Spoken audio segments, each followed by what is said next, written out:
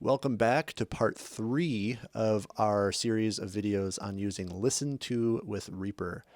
At this point, you should have gone through 2 videos that helped you get these plugins to work, but let's quickly recap and make sure everything's working. So we have included a Reaper session at the link in the description of this video called listen-to-ensemble.rpp. That's what we're looking at here, except this is a little different than what you see probably, but we will get there. On track 1, labeled Send Track, we want to click the Listen To plugin in the mixer area, confirm that this window pops up, and once again, if the mixer is not visible, you can display it by going to View, Mixer, or pressing Ctrl M, and that'll turn it on and off. On tracks 2 through 5, they are labeled Receive. There's another plugin called Listen To Receiver. Let's just make sure that this window pops up when we click those. That looks good. Again, your session link may be different, and that's okay. If you have any issues opening these plugins like that, please go back to the previous videos and make sure you followed all the steps, and we'll link the other videos in the description here. If those are working, we now want to make sure that our microphone is set up to record in Reaper. And first, let's check to see if things are set up correctly already. So if the mic you plan on using was already plugged in when you open Reaper, give it a scratch. And by default in this Reaper session, you might be able to hear it. And I'm going to unmute my mic or unmute this track so you can hear it. Great, so mine is working. But if your mic's not plugged in yet, you will want to close Reaper, plug it in, and then reopen Reaper. Once Reaper is reopened, make sure this track is unmuted. By default in the project we sent, it will not be muted, so you don't have to do this, but give it a scratch.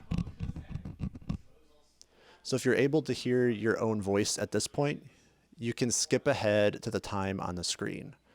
If not, or if it sounds like another mic might be being used to record, let's start troubleshooting a bit. First, select this jumbled mess of letters and numbers up here in the top right corner. This will open your audio device settings.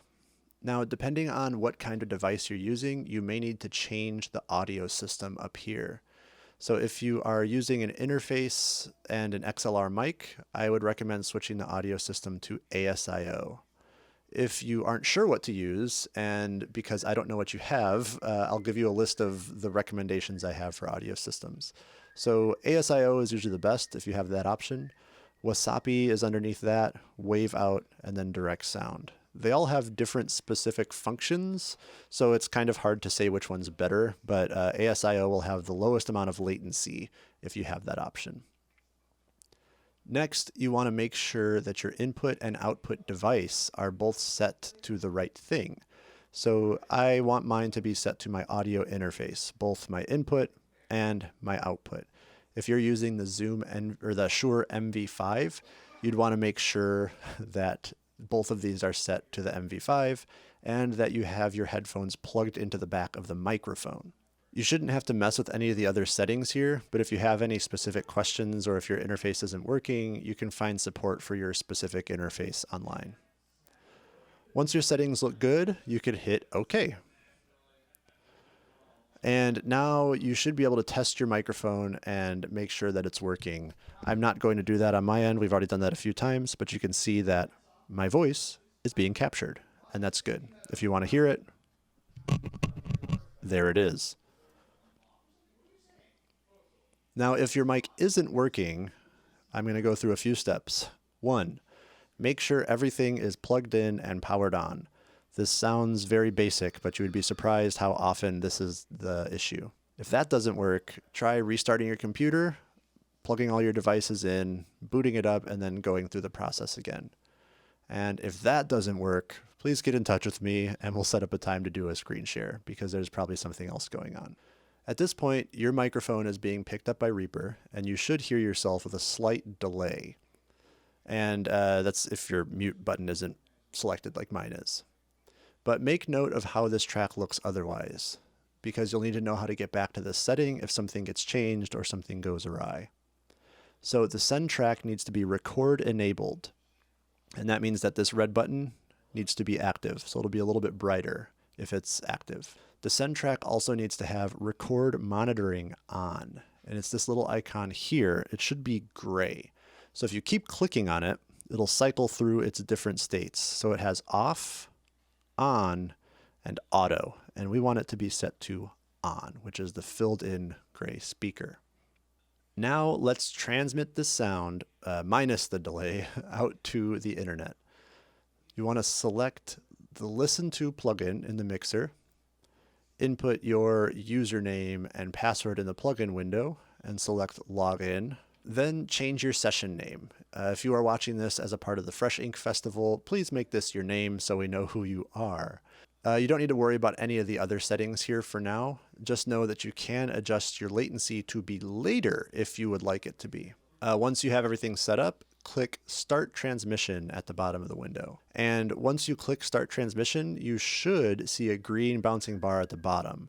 It'll look lower than the bars over here in Reaper, and that's okay. So congratulations, you are now transmitting sound out to the world.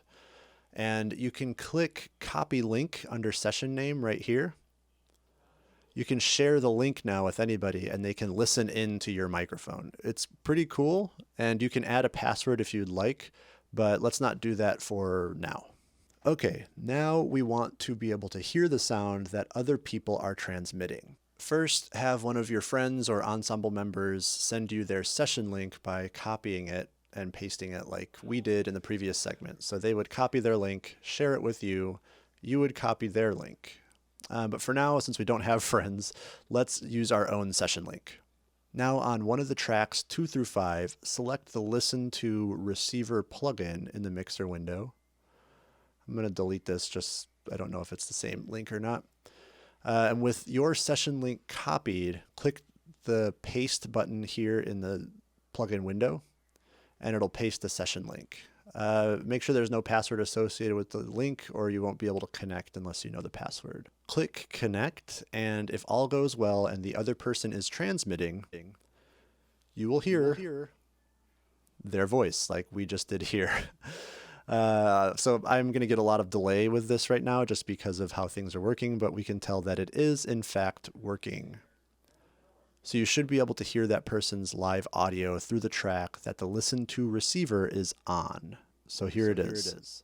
Delayed. But it's working. If it's not working, check to make sure that you've copied the session link correctly. And if you have, check to make sure that the link you got is still the right link. Maybe it changed between when the person made it and when you got it. If somebody ever changes their session name here, if they stop transmitting and make a new session name, the link is now different and it won't work. So you have to get that new link. So keep that in mind as you're working on these projects. All right.